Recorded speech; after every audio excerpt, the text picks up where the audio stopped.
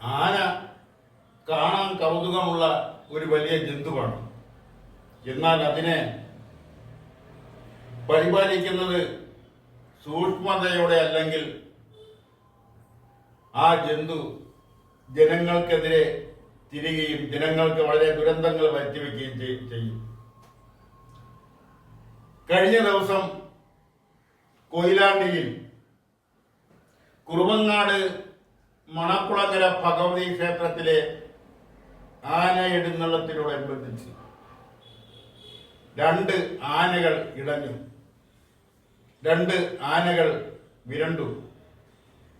അതിന് കാരണം എന്ന് പറയുന്നത് അവിടെ നടത്തിയ ഒരു വെടിക്കെട്ടുമായി ബന്ധപ്പെട്ടാണ്.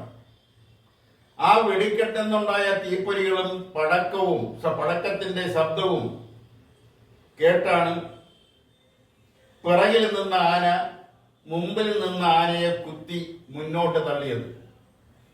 അങ്ങനെ 2 ആനകളും പരിഭ്രാന്തരായി ആ ഉത്സവപ്പറമ്പിൽ അങ്ങോട്ടും ഇങ്ങോട്ടും ഓടുന്ന കാഴ്ച. അത് കാരണം അവിടെ കൂടിയിരുന്ന ആളുകൾ ചിതറി ഓടി. അവിടെ ഉത്സവ കമ്മിറ്റി ഓഫീസിലും മറ്റുമായിരുന്ന സ്ത്രീകൾ, അതിൽ 2 സ്ത്രീകളും ഒരു പുരുഷനും മരിച്ചു. ഏകദേശം 32ലധികം ആൾക്കാർക്ക് പരിക്കേറ്റു. അതിൽ 5 പേരുടെ നില വളരെ ഗുരുതരമാണെന്ന് റിപ്പോർട്ടുകൾ സൂചിപ്പിക്കുന്നു. ഇവിടെ എന്താണ് സംഭവിച്ചത്? ഹൈക്കോടതി വളരെ വ്യക്തമായ ഒരു നിർദ്ദേശം പുറപ്പെടുവിച്ചത്, ഉത്തരവിലൂടെയാണ് ആ നിർദ്ദേശം പുറപ്പെടുവിച്ചത്. ആനകളെ എഴുന്നള്ളിക്കുമ്പോൾ പാലിക്കേണ്ട മാനദണ്ഡങ്ങൾ, അവിടെ മൃഗഡോക്ടർ ഉണ്ടാവണം, മയക്കുമരുന്ന് വെടിവെക്കുന്നതിനുള്ള സജ്ജീകരണം ഉണ്ടാവണം, ആനകൾ തമ്മിലുള്ള അകലത്തെക്കുറിച്ച് വളരെ വ്യക്തമായി ഹൈക്കോടതി പറഞ്ഞിട്ടുണ്ട്. ഇതിനെതിരെയാണ് ഒരു ദേവസ്വം ബോർഡും ചില പ്രൈവറ്റ് ദേവസ്വം ബോർഡും ചില ക്ഷേത്ര ഭരണസമിതികളും ചില ക്ഷേത്ര ഉപദേശക സമിതികളും സുപ്രീം കോടതിയിൽ പോയി അതിനെതിരെ സ്റ്റേ വാങ്ങിച്ചത്. അതുകൊണ്ട് സംഭവിച്ചത് എന്താണ്? ജനങ്ങൾ ദയനീയമായ വിധത്തിൽ, ദാരുണമായ വിധത്തിൽ മരണപ്പെടാനുണ്ടായ സാഹചര്യം, ആന വിരണ്ടോടിയത് മുഖാന്തരം ഉണ്ടായ സാഹചര്യം. ഇവിടെ ആനകളെ ക്ഷേത്രങ്ങളിൽ എഴുന്നള്ളിക്കണമെന്ന നിർബന്ധം ഒരു പുസ്തകത്തിലും എഴുതി വെച്ചിട്ടുള്ളതായി അറിവില്ല. ഇതെല്ലാം മനുഷ്യരുടെ സൃഷ്ടിയും മനുഷ്യരുടെ തീരുമാനങ്ങളുമാണ്.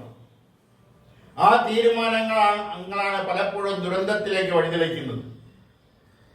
മുൻപ് ഒരു മഹാസന്യാസി പറഞ്ഞു, കരിയും വെടിമരുന്നും വേണ്ട എന്ന്.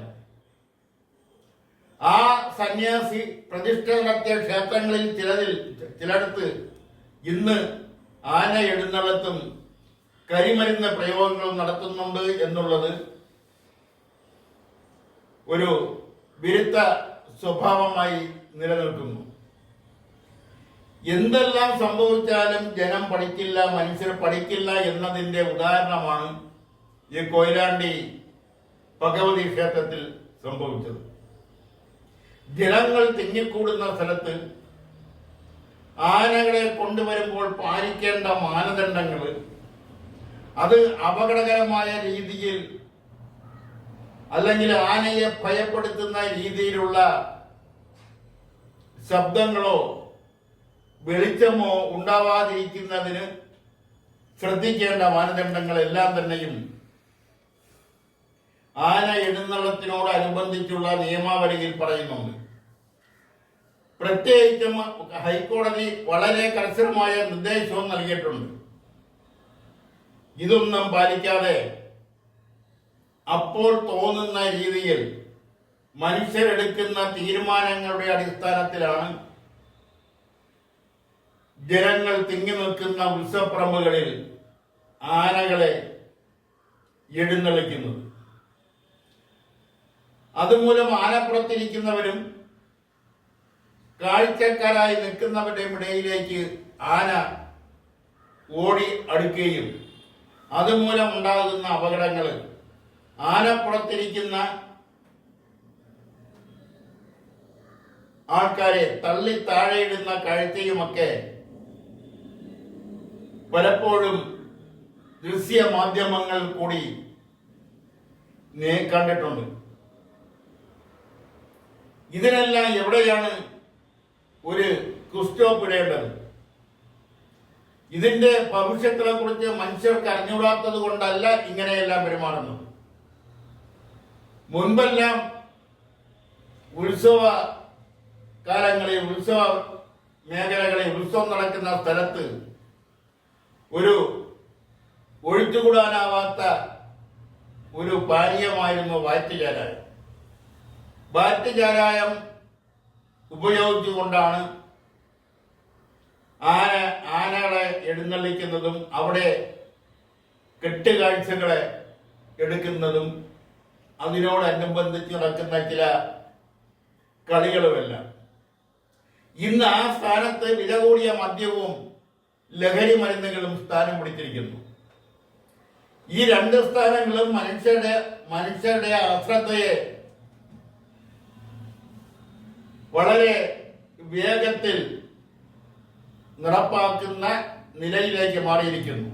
മനുഷ്യരുടെ അശ്രദ്ധയും കാര്യക്ഷമ ഇല്ലായ്മ, സൂക്ഷ്മത കുറവ്, ചില അന്ധവിശ്വാസങ്ങൾ, ഇതെല്ലാമാണ് ആന എഴുന്നള്ളത്തോടനുബന്ധിച്ച് ആന വിരളാനും അത് വിരണ്ടോടാനും മനുഷ്യരെ ചവിട്ടിക്കൊല്ലാനും ആനപ്പുറത്തിരിക്കുന്നവരെ തള്ളി താഴെ ഇടാനും തിടുമ്പേറിയ ആനകൾ ആ തിടുമ്പ് തല കുലുക്കി ശരീരം കുലുക്കി താഴത്തിടുന്നതുമെല്ലാം ദൃശ്യ മാധ്യമങ്ങളിലൂടെ കാണുന്ന ഒരു കാഴ്ചയായി ഇന്ന് മാറിയിരിക്കുന്നു. ഉത്സവപ്പറമ്പുകളിൽ ആനകൾ ഇടയുന്നത് ആദ്യ സംഭവമല്ല.